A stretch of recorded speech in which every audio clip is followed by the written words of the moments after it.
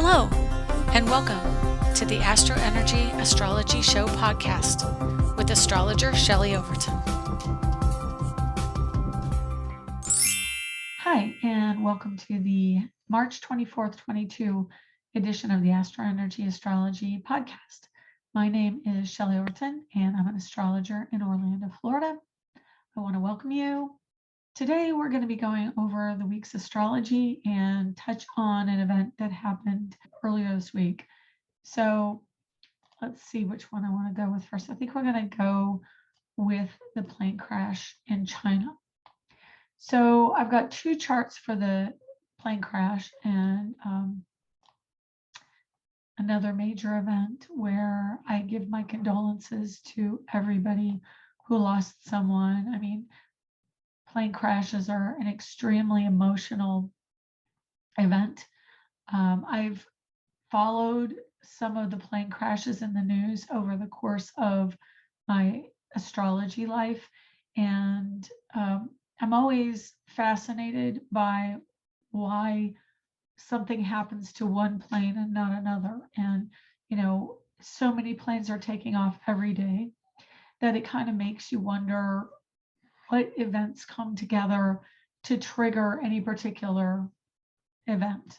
So we're going to go over that right now. So here's the China takeoff, the China airplane takeoff. And what we see is the sun is at 0 degrees of Aries. So the energy moved from endings, which I find really interesting. It happened at 1:11 p.m. The plane took off at 1:11 p.m. local time on the 21st. And so we see that the sun was in the sign of Aries for around 24 hours. So it initiated its ingress into Aries, which rules more aggressive behavior. It is the ruler of the self, and that can translate to ego. The sun is definitely ego. And then we have an 11-degree Chiron in Aries. And so that's inconjunct, or 150 degrees away from the moon at the time of takeoff. During takeoff, the horizon was 9 degrees of Cancer.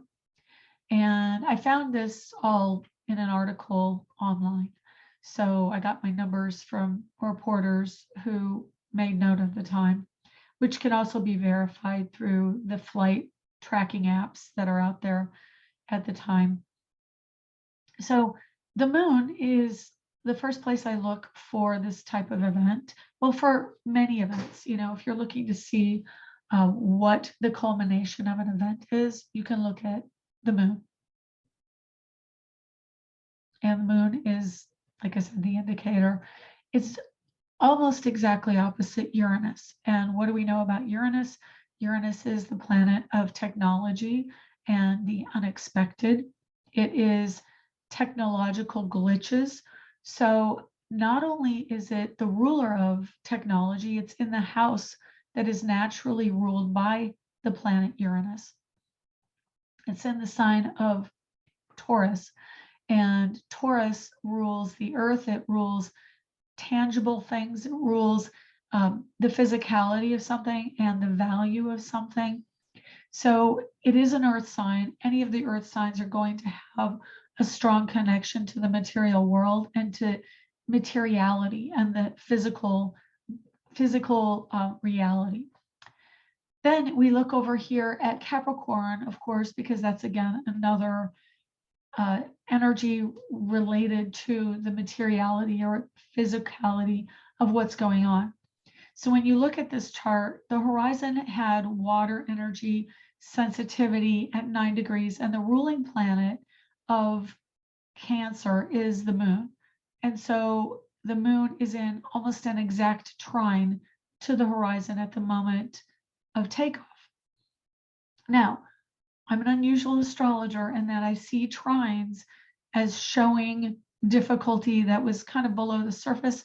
They can bring out circumstances that draw our attention to something that needs to be altered or needs to be changed. And I find that more and more the case. So having the ruler of the horizon at the moment, the ascendant, at the moment of the takeoff means that there's going to be some kind of event, potentially. Now, I want to say that the planets can bring out numerous, infinite, even potentially infinite ways of expressing energy, depending on where all the other planets are. But the way you read it is you have this ruling planet of the horizon saying, hey, what's going on for this flight? What will be the course of this flight? And it shows about what we would say is 2 hours or 2 weeks. It's really going into the longer amount of time because you can break down the different areas of the chart. The cardinal signs are early in something. The fixed signs, which Scorpio is a fixed sign, in a fixed position here in this quadrant, will be a little bit longer. So that can even be 2 weeks or 2 months, which may be how long this event is going to take to really get all the information out. It may take a couple of weeks. And we're already almost at the end of the first week. Well, the end of the first business week. So the moon in Scorpio will bring information or value or the hidden to light in what happened here. But before we get on to what's coming up in the future, the moon, almost exactly opposite Uranus, is going to say a couple things to me. It says there's an opposition of information, an opposition of technology to the first house ruler, which this is the ruler of the plane, the pilot. And then the opposite would be projected out to be the location of landing. It could be the location, or not the location, but the people who help the pilot get to where he's going. It's the other. So the plane and the pilot would be represented by the first house, and the landing and the flight information, the tower or anybody that handed off the plane between towers would be the Capricorn energy. And that makes sense in this because Capricorn gives structure. So two things that kind of, well, initially two things, and then of course there's more things that we see in this chart is the first house ruler is in the sign of Scorpio. Scorpio rules death and rebirth. It rules value. It is ruled by Pluto. The moon is coming up on an exact square to Mars, not going to be exact before the flight crashes, but it will be approaching by 3 degrees. So the moon ends up being at 8 degrees at the time of the crash, which means it only moved 1 degree from the beginning of the flight till the end of the flight. So this square energy right here is showing that there's already out of the gate a number of things against this flight technologically, and that would be the opposition to Uranus in Uranus's natal house, and then a square to Mars, an approaching square, and then having this stellium of Mars, Venus, Saturn up in the house of Scorpio, which is the 8th house of death and rebirth. And I always say rebirth because it is a transitionary energy. It's not just dead and gone and that's it. It's not a fait accompli. It is a process, a transition. And if you look at the ruler of the next house, the ruler of the 9th house, just after the Scorpio house, is Jupiter, which rules transitions and transformation. In trine, once again, we have no planets directly in trine on this side of the chart, but we do have a conjunction of Mercury to Jupiter at the exact same degree within 3 minutes of astrological time of a conjunction. Mercury rules the technology.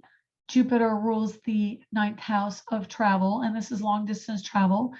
Both the house and the planet are rulers of long distance travel because Jupiter rules Sagittarius. This house is natural ruler. It is conjunct Mercury, which is a concern because Mercury is unstable as an energy. It means in the energy of Pisces, both are very strongly influenced by potential confusion, potential distraction, And the energy of Pisces is more emotional, more intuitive, and less precise. Remember, again, Mercury is the ruler of Gemini and Virgo. Virgo is the opposite sign to Pisces and the ruler of the ideas and the analysis and the detail essence here in Virgo is now in the opposite sign, struggling with detail. Mercury in Pisces is very much lax when it comes to detail and very intuitive. So it's maybe glossing over details. And so having it in a trine energy, it can be cooperative by water, meaning intuitive, and probably if the people were honest with themselves before the plane when it took off, chances are they got an energetic, emotional, intuitive hit about, I feel like this is uncomfortable getting on this flight, or there's a sense of dread coming on board. And so this means that the energies are very much in their intuitive knowledge and not so much in the detail knowledge. Moon in Scorpio is actually really good with analysis and deciding good and bad, but it can be catastrophic because it answers to Pluto. Pluto in Capricorn leaves no room for mistakes. And then let me see, there's a nodal aspect to it as well, because Capricorn's trying the node of fate, the north node of fate, and would be, let's see, the south node would be in 23 degrees of Scorpio. So it's in sextile. So that's not particularly offensive, but the trine is not good, in my opinion. The trine, again, it's kind of a catastrophic energy between the node and Pluto. Pluto is very big disaster energy, or it's kind of like you get the message in a whisper and then a voice and then a shout, and then there's an event, and this is the event. So Pluto at 28 is more of an event. The node of fate, the north node of fate at 23 in trine to Pluto, again, is going to be an event in the Capricorn house, which is also the airlines, in my opinion. I give the first house Cancer energy all completely over to the airline, the people taking care of the flight, the pilots and the flight attendants. And then over here on the other side would be the support staff, and again, the place that they're going to. So you can infer that there is difficulty just from the fact that the moon's in Scorpio, which answers to Pluto, and degrees of the destination, and degrees and placement of the house in particular. And then the opposition of Uranus to Moon indicates there is an opposition of how we analyze something and get the information opposing the understanding how we process it in the opposite side. So the technology here is not cooperative with our assessment or even our intention or what seems to be going on. And then let me see, the trine or approaching trine, I would say trine by sign to this stellium here in Pisces. I find probably the most concerning things in this chart would be the opposition to Uranus, the moon in Scorpio answering to a late degree Pluto, and then Mercury exactly conjunct with Jupiter in the house of long distance travel, reinforcing. And this is what charts can do. They show multiple indicators of an event. When you look at an event like a wedding, you're thinking, okay, this is love and this is cooperation between people and the spotlight on two people. So you look to the different energies around desire and love and men and women, things like that.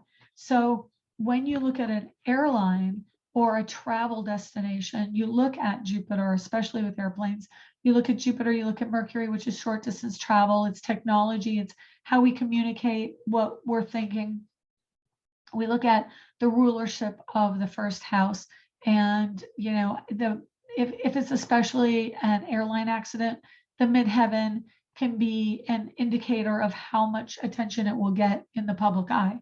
And so with this, of course, we have an inconjunct energy going on between the moon and sun, with just maybe 1 degree of orb to not be that, but it is within 8 degrees of orb of an inconjunct, which is a stress aspect. So the ego is not in alignment with the heart. And this is the house of relationships and relating. It's the Leo house, which means that there is a connectivity that has to happen with the moon in Scorpio in the house of Leo relationships, connectivity, and also leaders.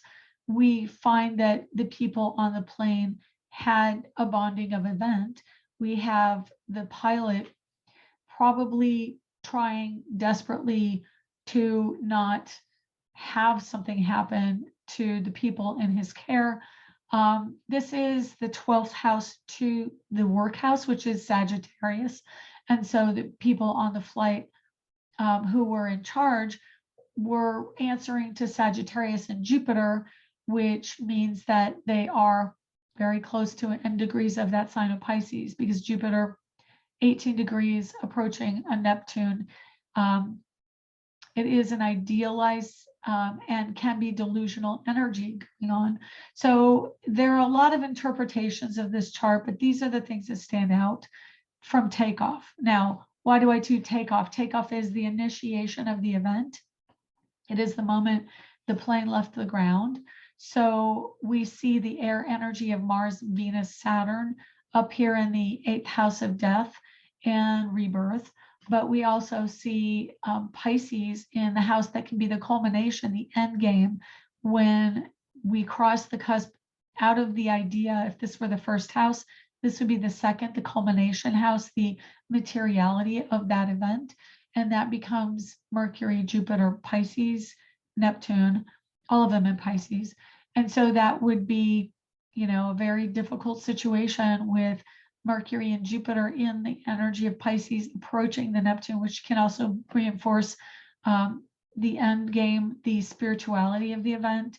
And that's the essence of what's going on as the travel happens. So does this happen with every flight? No, of course not. Can it happen with flights that land on the ground and safely come back to Earth? Yes, you can have certain aspects that we see in the chart happen. I was on a flight back from Hawaii a few years ago, and it was not a chart I wanted to fly under, but I didn't really have a choice. I had to come back under that aspect. It was booked for me, and I was basically gifted the flight, and I had to come back on that. And I can tell you, knowing what was going on with the takeoff and all the planetary positions, I was a little on edge during the flight, but yet it landed safely. It got down. I don't know, maybe there was something going on in the plane behind the scenes where they made a decision to go all the way. I don't know, but it did land. And I can be on edge when I'm in that situation, but this particular flight did not make it. So let's go and look at what's going on with the other one, which is this one, the actual time of the crash. So this can give us some insight as well. The rising sign is now 4 degrees, which has the moon in the house of home and family, almost directly opposite Uranus in the house of Capricorn, which answers to Saturn. At this time, it's at 21 degrees here in the cooperative energy. So now we have a Leo rising. This actually tells me a lot more than the takeoff one for the event, because now we have a Leo rising. And so this has a different placement. If you'll see, the chart is now, I'm going to do my best to pronounce it, Guangzhou. And so we have 4 degree Leo, which answers to the sun now instead of the moon. And so the energy shifted over from the sun to the moon, or excuse me, the moon to the sun. And that puts the sun 1 degree over into the house of travel, out of the house of death and rebirth. When I read this, anytime I see a transit from the 8th house into the 9th house, whatever was going on in the 8th house culminates in the house just over the cusp. So if you're, say, in a legal disagreement here, and you have triggers in the house of law, legalities also, which is the 8th house, when a triggering planet such as Venus or Mars transit through that house, you may be going through this court case. And then when it gets into the 9th house, right over the cusp, you wrap it up, you get your money from the decision if you were suing someone. So there is a release of energy of planets going into another house, another cusp, into a different segment of the sky. So with the sun now changing from an indicator of the moon to an indicator of the sun based on the ruling sign on the horizon at the moment this crash happened, the sun is now at the culmination of this energy, which is literally a shift going from Pisces endings to birth. So that means the ego is being born into a new energy. It is in the house of transformation and transition. It is the ego. And it goes from the last energy on the other side, which would be Neptune, Neptune ruling endings in the zodiac, into a rebirth energy. So we see that in the transition of death into the afterlife. Pluto now is in the Mercury ruled house that is naturally Virgo's domain. And it's again also endings. And there is a sextile, but also a disconnect between Pluto and the sun now with this new shift of this particular chart. We have Chiron at 11 degrees, which again is in conjunct to the energy of the moon now in the house of home and family. You can infer that as the moon shifts out of rulership from this transition, you've got, and you have to keep in mind, this is really an interesting thing with the moving parts of astrology. When you're traveling, you're going across time zones and you're going across the energy of the sky as it projects down onto the earth of the rising sign and the house placements. So you're crossing into different areas of the chart, and it's shifting in a different way than if you were sitting still waiting for the planets to go through the areas of the sky and waiting for the earth to rotate, having the different parts of the sky on you. You're actually moving. So that's why this chart shifted. It not only shifted because of the movement of the plane, but because of the place that the plane was at. So, you know, you've got this expedited energy going from takeoff to the time of the crash. And so we saw 8 degrees of Cancer, and now we see 4 degrees of Leo. And so with the 8 degrees of Cancer on the horizon, of course, or excuse me, it was, what did I say, 9 degrees. Now the moon's at 8 degrees. So that ended its association with the takeoff chart, and it shifted it over to the sun, which is now related to the crash chart within 4 degrees of the crash chart. And then we also have the moon's placement over not only just inside a new house, but also just inside a new sign, which is a double, kind of a double hit for a shifting energy. And then of course, Leo is ruled by sun.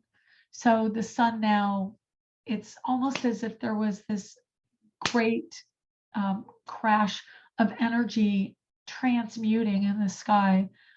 And then we have this in conjunct between, or approaching in conjunct between the sun at 12, and actually there is an in conjunct of Chiron to Uranus in this chart as well. So Chiron is the wounding, and then Uranus is also associated through a negative aspect of 30 degrees to this area of the sky, also a midheaven, now shifted even closer to the midheaven of the chart, making it even more of a tragic world attention-getting event. We have Venus, Mars, Saturn, restriction. Again, this is the opposition.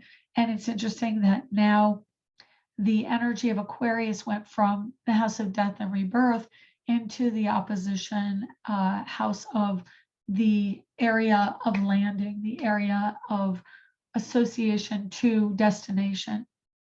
And so we've got Saturn, Venus, and Mars right here. And then now Jupiter is in the house of death, the transformative energy of Jupiter. But if you notice, and I think I got rid of the other chart, Mercury was on the other side of Jupiter at takeoff. So Mercury crossed over by degree and minute, by minute, not degree. They're both still at 18.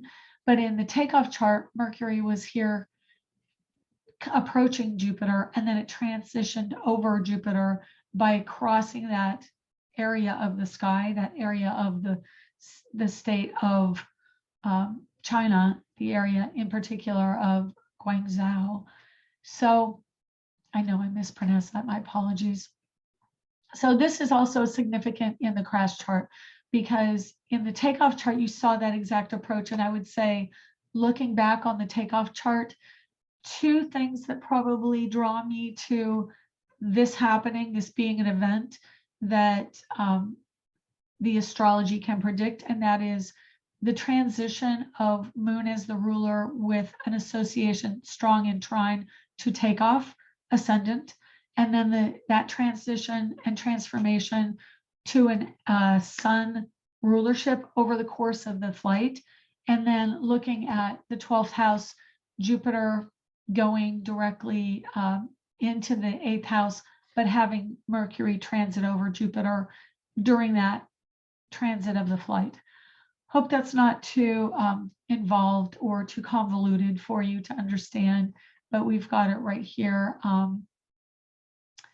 Those two events are very powerful in what happened. Now, what happened? Looking at this, the takeoff was emotional. There were emotions because of that Cancer energy of looking for structure. I know that the pilot is going to undergo some scrutiny.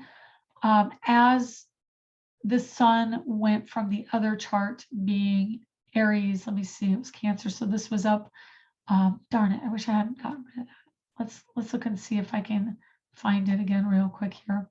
Here's the takeoff chart with, I'll just circle it so I know where I'm at. We had the Sun at midheaven. So this was an event of attention grabbing by infusion of its birth chart, basically. And then for it to move to the next phase,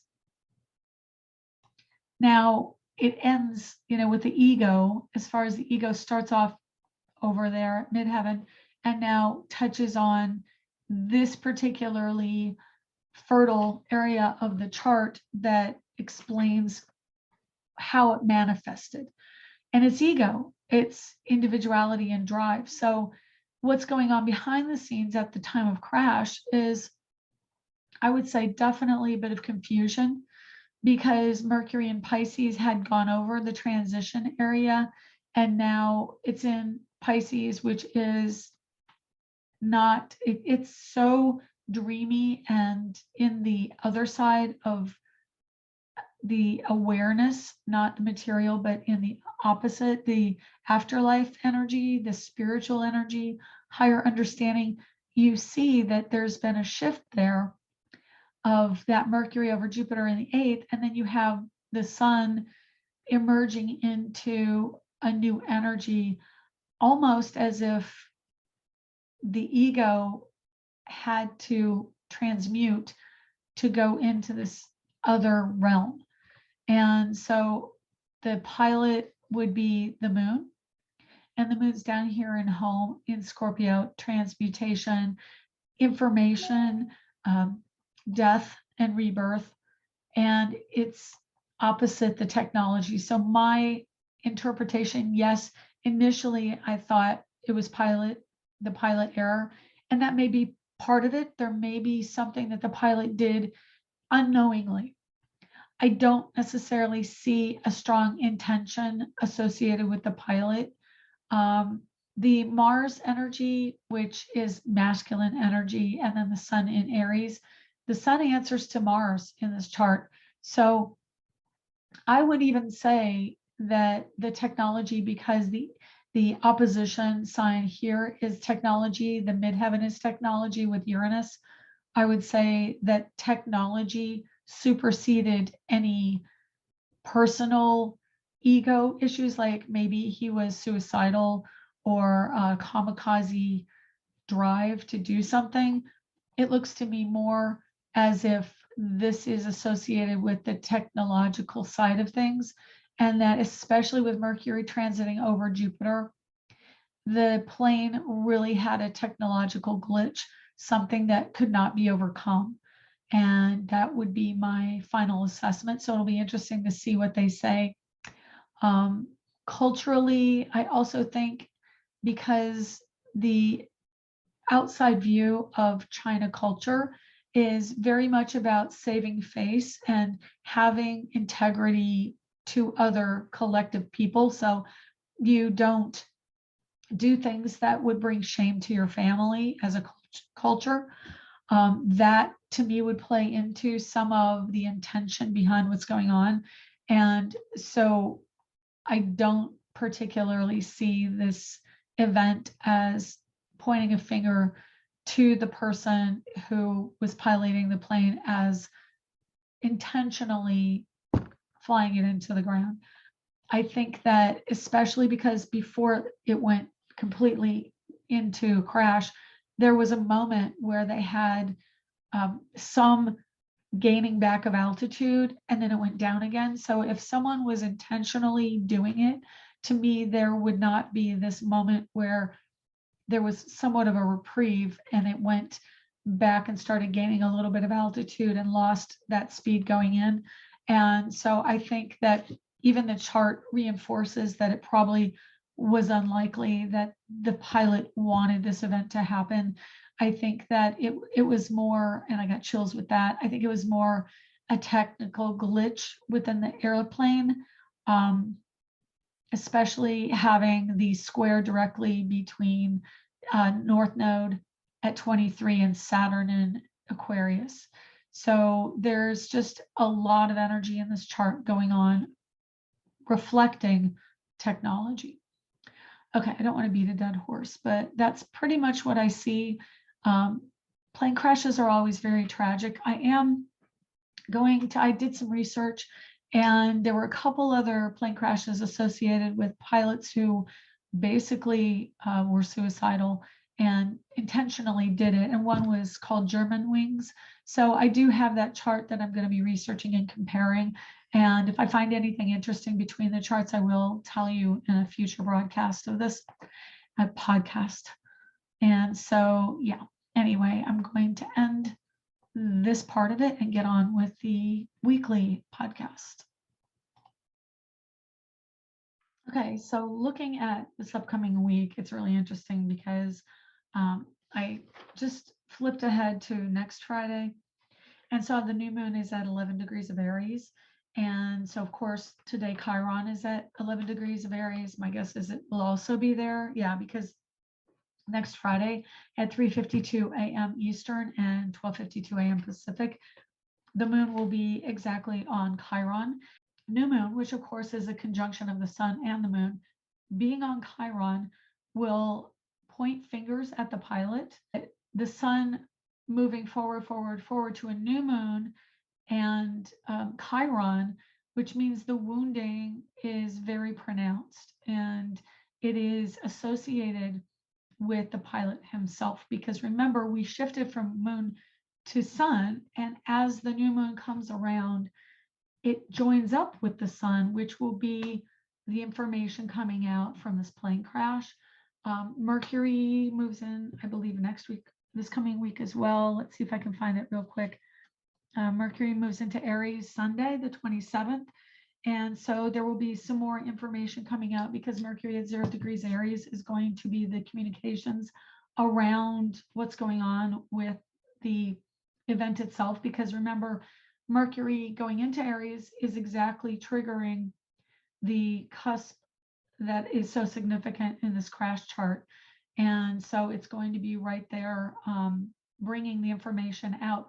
And it's honestly interesting, and this is getting a little metaphysical, but Mercury right now, it went from Jupiter to Pisces to, it went from Jupiter to Neptune.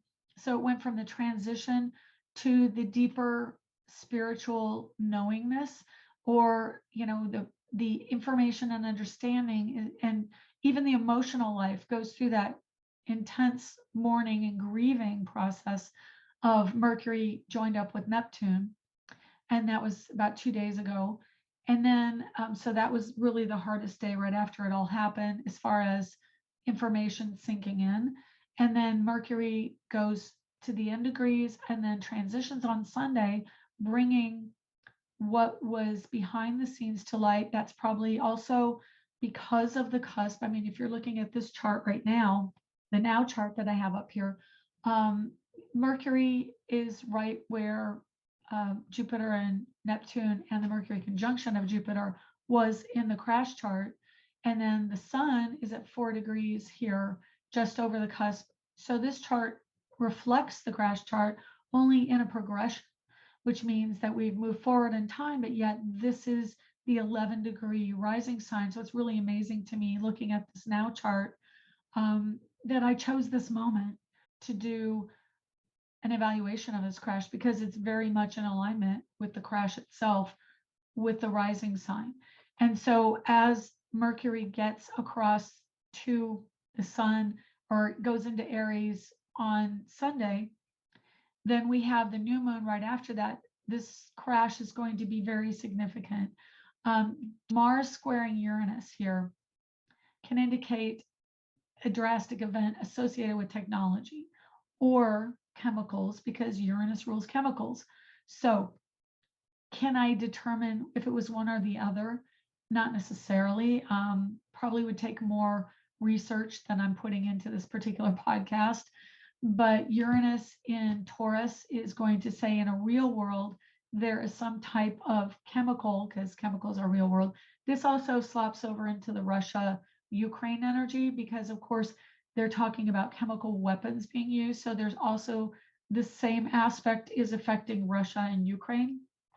And Mars represents men and masculine. And so there is a direct correlation between Mars and Uranus in the square, and then Uranus at the midheaven. So next week we'll probably go over the new moon, and I'll be doing it on the day of the new moon. So I fully expect there will be probably new information coming through from Sunday through the week that I will want to touch on for next week, to just clarify, because there's just so much of this exact energy going on Friday next week. Right now, as I said, it's Friday today, and this happened on Monday, but it's an exact duplication of the position of the chart of the crash. So we're going to definitely see what's coming up next Friday, and possibly also Sunday night into Monday.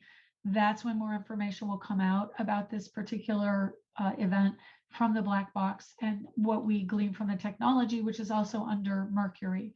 So it's going to be probably a full week, but the square between Mars and Uranus, there is an independent energy going on here that is having to be looked at.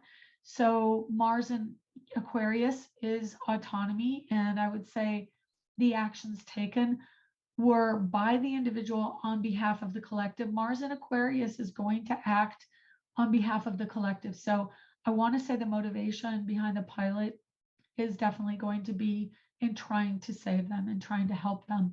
I just have this interesting energy going on. I feel tremendous amount of grief right now coming in over this, and I really assign this grief that I'm feeling to the pilot. I really feel like he wholly blames himself. That's the energy I'm picking up. Venus coming up on Saturn, and of course Mars is very close to Saturn as well. And this energy is taking ownership of the collective, the humanitarian energy. And how does that relate to Ukraine? It means that as Mars approaches that Saturn, actions will be taken to task. The taskmaster says, okay, you did this action and now you have to own it. And same with Venus. Venus is desire. Venus approaches Saturn. And so, you know, taking ownership of our feminine side with Venus is receptivity and knowing that we have autonomy and ownership over ourselves as women. So I'm kind of changing gears here. I'm going to let some of that energy go of what the news stories are. And women in general, as leaders, this could also affect women leaders that are out there right now. And in my country, America, that is Kamala Harris. So she may have to take a bigger stance over the course of this month and come into her own leadership situation. I know I'm pretty sure she was born in 64 like I was. And so this is affecting her Uranus Pluto conjunction. And of course, it's not necessarily in a cooperative energy because it's Virgo, which makes it inconjunct. And she has it affecting, if she's born in 64, she has it around 17 degrees. So right now, she is starting the beginning of the experience around something that she's going to have to take ownership of. So I definitely foresee Kamala Harris being in the spotlight over something that's global, over her own ownership of what's going on. This is also the energy of the Supreme Court nominee right now. I don't have her name here. I apologize. She wasn't someone I was going to mention, so I didn't particularly have that information ready. But she's going through her own kind of personal grilling because now Saturn is the job she wants. It's the career energy. And she's representative of this Venus approaching Saturn. So she's having this Saturn moment go through her personal chart. So maybe next week we can look into her nomination and what's going on with her nomination. Because I know yesterday they had that whole thing going on. It's really interesting, isn't it? How the news stories just kind of have so many large stories coming in as this energy is processing through. Because right now we have the Venus, Mars, Saturn stellium and the Jupiter, Neptune, Mercury, Sun stellium, with the moon now going through the zodiac in the course of this coming week. So moon will be hitting Pluto. And let's just go over the moon hitting all these signs over the course of the week. Moon goes into Capricorn on Thursday, which means it just went in yesterday. And let me make sure, my bad. I'm recording this Thursday. I was thinking it was Friday. I'm recording this Thursday, so it enters this evening, and it's at 28 degrees Sagittarius right now. So it is an ending to travel, an ending of a certain amount of, it relates to Pluto transiting into Capricorn, which means housing. When Moon gets into Capricorn, this is going to be pretty big, I think, with housing right now because rates just went up this week. And now Moon goes into Capricorn, which kind of puts the kibosh on a lot of that frenzied spending on houses. And then as it goes through Capricorn over the weekend, it's going to really slow down a little bit some of the housing market boom, which, as we know from what's already going on, of course, the rising interest rate will slow down housing because now people have to pay more. We've got a square between the moon and the sun and Chiron and Uranus on Friday. So that's going to be the energy of masculinity throughout the morning. And then the afternoon, it's going to be Uranus, which is the markets. So squaring the markets, it's going to be probably a little bit of a free fall. I predict Uranus definitely can be a cooling off, especially in Earth sign.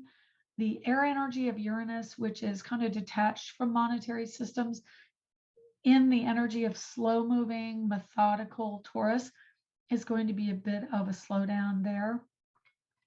And yeah, even though Taurus is the bull, which can bring, heightened bullish market because Taurus rules markets, it gets hits throughout the transits of the planets, and so it can slow it down. And a square with Chiron and then a trine to Uranus Friday at 3:00. Look for a blip. I would say probably some financial money taking, as they say, profit taking, which can make an upward cycle and then kind of a little before the end of markets. But Saturday, sextile of the moon to Jupiter, sextile of Mercury to Pluto, sextile of moon to Neptune is going to be more of a solidification of some positive energy with this is the market like retail and growth cycle. And then the moon joins up with Pluto at end degrees, 6 o'clock on Saturday. So it's going to be kind of a lull and a little bit of like, whoa, that week was intense. Let's catch our breath. Moon goes into Aquarius 8:55 p.m. Saturday. And then, of course, Mercury goes into Aries early in the morning on Sunday. So the weekend is going to be a bit of a reset. Not going to lie, the Capricorn Pisces energy is authoritarian and heavy issues, serious issues, emotional issues. Of course, Pisces is going to bring out the sentimentality. Capricorn end degrees of Pluto moon is going to be letting go of some story around material goods, around the physicality, around the structures of authority and organizations of corporations. And it's going to be, wow, that was really intense. And I'm very emotionally drained. I'm physically drained. I'm feeling this anyway. And then as the energy of Mercury goes into Aries, Sun is in Aries, and we have that trine with then the moon goes into Aquarius. There's going to be a sun moon sextile, which moves us into a little bit more individualized energy and autonomous energy, and will give us more of our own personal power back over the course of late Saturday into Sunday, and then Monday, Tuesday. So that's going to be, hey, how can we come together, especially Monday? Moon joins Mars, Venus, Saturn, and then Venus joins with Saturn in the afternoon, Eastern time, 3:27, before it goes into Pisces. And so that clarity, that drive and clarity and autonomy that we feel will come in on Monday. And then we'll go back into the emotionalism of moon entering Pisces at 12:30 a.m. on Tuesday. So Tuesday's going to be much more emotional, Tuesday, Wednesday, very women-based, especially Monday as well.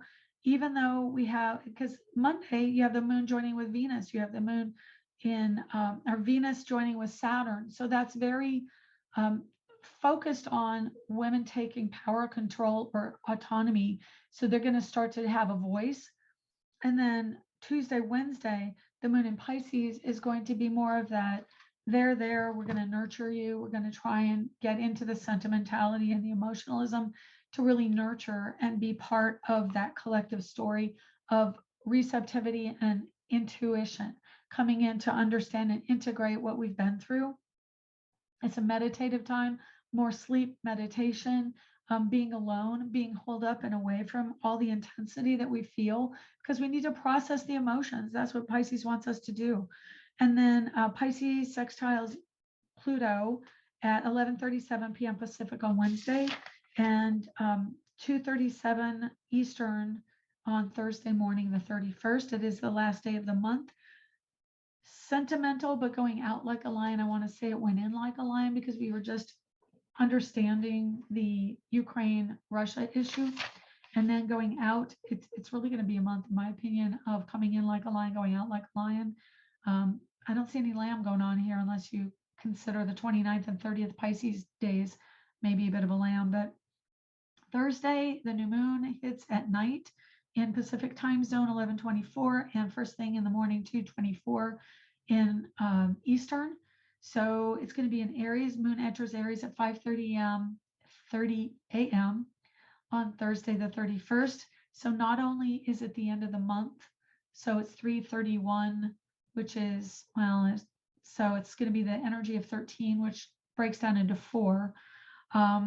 4 is a softer money energy, and I think it's more of we're all coming together to try and understand this energy, and then it moves into Aries and the first Friday, April 1st, the April Fool's Day. Another kind of aggressive energy, because we're going into a 4-month, 1 day that equals 5. Then you have the 6 of 222 for the year, and that's 11. And so it's going to be an enlightened energy, especially, The other time that I remember a strong 11 energy was 9/11. Now we have a new moon at 11 degrees. The sun is at 11 degrees. Chiron is at 11 degrees. And it moves into the energy of 11 for the day, being 4 plus 1 plus 2 plus 2 plus 2. 4 and 1 is 5, and 6 and 5 is 11. So that's the 11 energy of the day, 11 energy of the new moon. And it is a new moon in Aries, which is initiating energy, joining up with the sun, joining up with Chiron throughout the day. And that will be at 3:50 or 2:24 a.m. is the new moon. And then moon joins Chiron at 3:52 a.m., early in the morning. And then the moon joins with Mars as a sextile in Aquarius in the evening, sextile to Saturn at 10:04 p.m. And then sun joins with Chiron at 10:56 p.m. This is emergencies. It is also a raising of vibration. I would say intuitively, the energy of angels do come in at that time. 11 is an angel number. If you've been seeing 1111, it means that you are integrating a higher awareness that angelic energy is coming to make you more aware that there is a connection of all of us to the collective, to the higher realms. So April 1st is, they call it April Fool's Day, but it is, I'm getting a vision of the Fool card, Fool, F-O-O-L, card in Tarot. And that is also a stronger energy of bringing in information that we didn't necessarily know, which I, again, said associated with the crash, but it can also mean we're seeing more clearly what Putin's intentions are. He is definitely going to be dealing with this because his chart has the trine of his stellium in Libra with the stellium of planets in Aquarius. And so he is fighting the collective right now. You have the energy of the community with Aquarius, and then the leader opposite energy. Think about it. Leo opposite Aquarius, the community is Aquarius, the leader is Leo, and Leo inherently has, in the negative sense, the energy of arrogance, the energy of I am the chosen one, of regal qualities, because it is the sign of royalty. So we have that inborn into that axis of the people and the leader, the sovereign and the underlings. So yeah, April 1st, Friday, going to be an interesting energy. I do foresee that it is going to be an event. It is the sign of emergencies again and fires. So look for something like that. I don't mean to be the bringer of bad news, but unfortunately, with the way my chart is, I am very in tune with these intense energies, having a ton of Pluto and Uranus associated with my sun. So I've got Scorpio rising in a stellium in Virgo, including Pluto and Uranus in the 11th house, of Uranus. So my chart is kind of lit up for this type of predictive astrology. And it's not something that I particularly want to keep revisiting, but I have recognized that it is something that I'm pretty talented at looking into. When I look at charts, my mind immediately pulls out the stress aspects and the difficulty. But for a positive note to end it, we are learning, we are growing, and we are figuring out how to be more considerate in the collective, which is Jupiter, Neptune. Even though we are going through these intense events, they are, especially to me, Ukraine and Russia, are bringing about a collective shift of mentality of how we need to help our fellow man and how we need to band together to fight the darker forces that run through our minds, our egos, and our society. So even though it is superficially and emotionally very draining and very ugly, it does have a positive counterbalance in that it brings out the better side of people in the collective, in other countries and in the world. So yeah, it doesn't necessarily stop events from happening, and definitely a Mars square Uranus can bring explosions, chemical weapons, and Mars is the god of war and Uranus is technology and chemistry. So I see those things definitely being the tools of destruction if that is the energy that is expressed. there is a potential for that energy to be expressed, but I can guarantee you Mars moving forward will be answering for his crimes, so to speak, as he joins up with Saturn. Saturn is the authority figure, and in this case, in Aquarius, crimes of the collective, crimes against humanity is absolutely part of the storyline. So I don't see Putin getting away with all the stuff he's done, but he has had collateral damage. Well, at least our collateral, as a globe, unfortunately. So, wow, it's pretty heavy. I apologize. Take care. I hope you have a better week, but know that April 1st, just lay low or be very cautious when you're around people out in traffic.